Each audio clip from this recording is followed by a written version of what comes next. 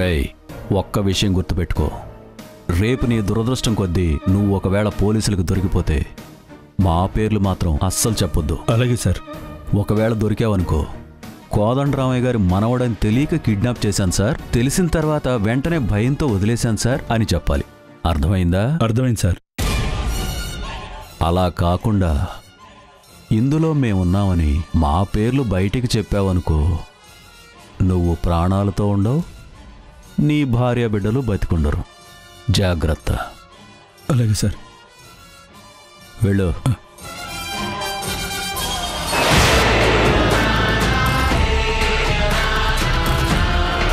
చెప్పమ్మా, ప్రాఫిట్ని ఎంత పర్సెంటేజ్లో షేర్ చేసుకుందాం? 70-30 రేషియోలో అండి. ఏంటమ్మా, 70 మాకు 30 మీగ్గా? కాదండి, 70 మాకు 30 మీకు. ఇంటి దగ్గర మావయ్య గారు 50-50 రేషియోలో అరేంజ్ చేయమన్నట్టు చెప్పాడు కదా, ఇదేంటి 70-30 అని మాట్లాడుతుంది? 70-30 అంటే ఎలా కుదురుతుందమ్మా? చూడండి, ఇందులో ఇన్వెస్ట్మెంట్తోనే, అంటే డబ్బుతోనే మొత్తం వర్క్ జరగదు కదా. కంపెనీ డెవలప్కి చాలా ఎఫర్ట్ పెట్టాలి. దానికి ఒక రకంగా మా గుడ్ విల్, మా నాన్నగారి పేరు ఎంత ఉపయోగపడుతుందో మీకు తెలుసు కదా. మా నాన్నగారి పేరు యూజ్ చేయటం వల్ల మన కంపెనీ ప్రమోషన్ ఈజీగా అవుతుంది, సేల్స్ పెరుగుతాయి, ప్రాఫిట్ ఎక్కువగా వస్తుంది. ఇదంతా కూడా దృష్టిలో పెట్టుకుని మీరు ఒకసారి ఆలోచించుకోండి. అలా కాదమ్మా. బాగా ఆలోచించుకోండి. రేపు మళ్ళీ ఇక్కడే కలుద్దాం. అప్పుడు చెప్పండి మీ ఆన్సర్. Will meet tomorrow.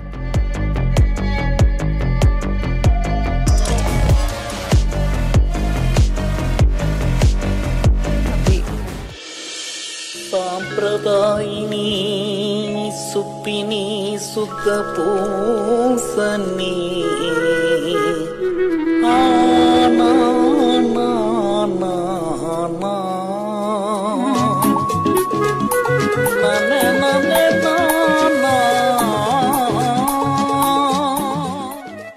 మావయ్య గారు, నేను కొత్త బిజినెస్ స్టార్ట్ చేయబోతున్నాను.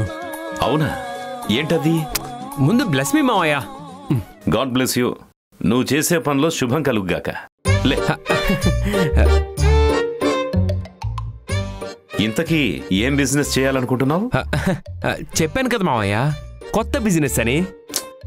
అదే, ఏంటా కొత్త బిజినెస్ అని చెప్తే దానిలో ఉన్న కొత్తదనం పోయి అది పాతదైపోతుంది. సరే, చెప్పొద్దులే. నీ బిజినెస్ స్టార్ట్ చేయడానికి డబ్బులేమన్నా కావాలా నాయనా?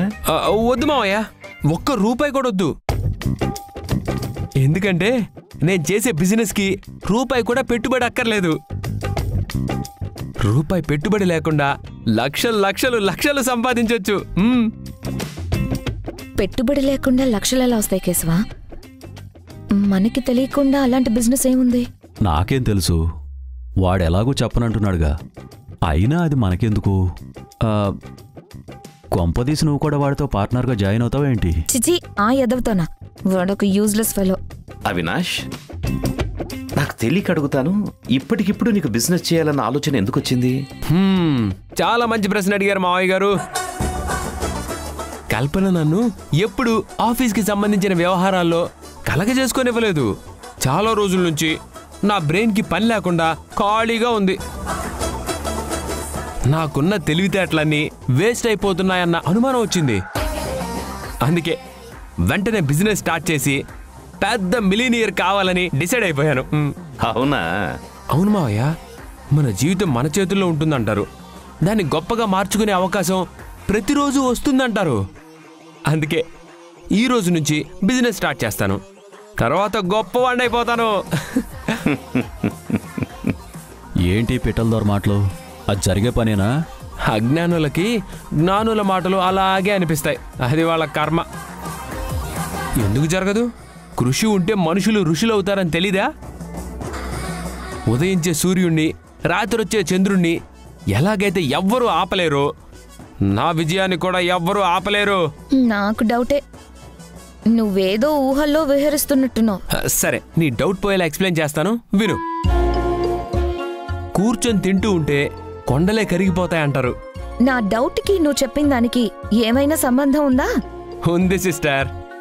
ఏదో ఒక రోజు మావయ్య సంపాదించిన కొండంత ఆస్తి కూడా కరిగిపోతుంది.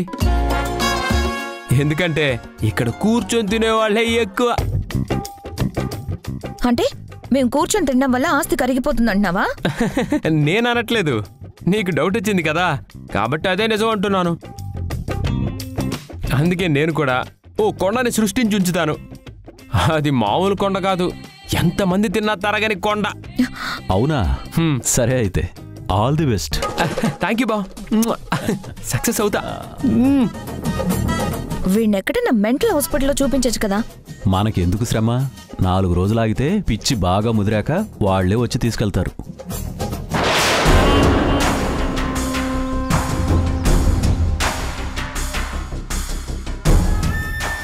అదేంటి శ్రీవల్లి, పర్సంటేజ్ 70-30 అని వాళ్ళతో అన్నావు? మావయ్య గారు నీకు 50-50 అని చెప్పమన్నారనుకుంటా. అవును, నాన్నగారు అలాగే చెప్పారు. కానీ వ్యాపారం అన్నాక నెగోషియేషన్స్ ఉంటాయి కదా. అందులోనూ ఇది కోట్లలో బిజినెస్. ఆవిడ్ని చూసావు కదా, చాలా లౌక్యంగా మాట్లాడుతోంది. అవుననుకో, కానీ బిజినెస్లో అలా ఉండటం తప్పు కాదు కదా. ఎవరైనా ప్రాఫిట్ చూసుకుంటారు కదా. ప్రాఫిట్స్తో పాటు ఎథిక్స్ కూడా ఉండాలి. అయినా వ్యాపారం మీద ఇంట్రెస్ట్ ఉన్న వాళ్ళే బిజినెస్ చేయాలి, డబ్బు మీద ఇంట్రెస్ట్ ఉన్న వాళ్ళు కాదు.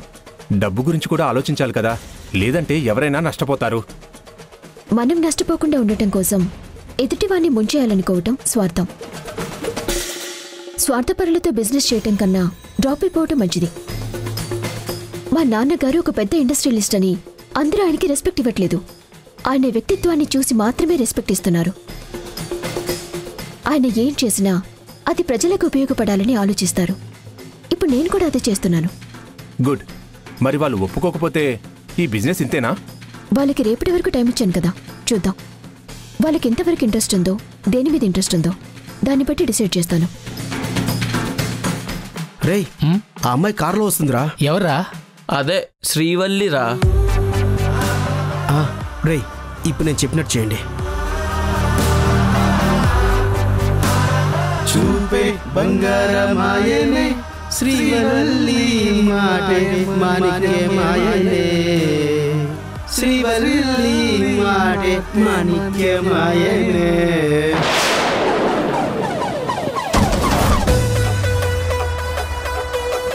వాళ్ళు నా గురించి పాట పాడుతున్నారు, కావాలని అలా చేస్తున్నారు. వాళ్ళకి బుద్ధి చెప్పాల్సిందే. ఆగు శ్రీవల్లి, ఆ పోకిరి వెదలతో పెట్టుకోవద్దని నాకు చెప్పి నువ్వే ఆవేశపడితే ఎలా? వదిలే. అప్పుడు సిచ్యువేషన్ వేరు, ఇప్పుడు వేరు. చూడు, సిచ్యువేషన్ ఏదైనా అలాంటి చిల్లర వెదలతో పెట్టుకుంటే మన ప్రెస్టేజే పోతుంది. బురద మీద రాయి వేస్తే మన మీదే పడుతుంది అంటారు కదా. ఇప్పుడు బురదంటించుకోవడం ఎందుకు చెప్పు? మరి వాళ్ళు ప్రతిసారి మనల్ని ఫాలో చేస్తూ ఇలా ఇరిటేట్ చేస్తూ ఉంటే సైలెంట్ గా చూస్తూ ఊరుకోవాలా? వాళ్ళని ఎప్పుడు ఎలా హ్యాండిల్ చేయాలో నాకు బాగా తెలుసు. ఇప్పుడైతే కామ్గా ఉండు. 2 నిమిషాలు ఓపిక పడితే వాళ్ళే వెళ్ళిపోతారు.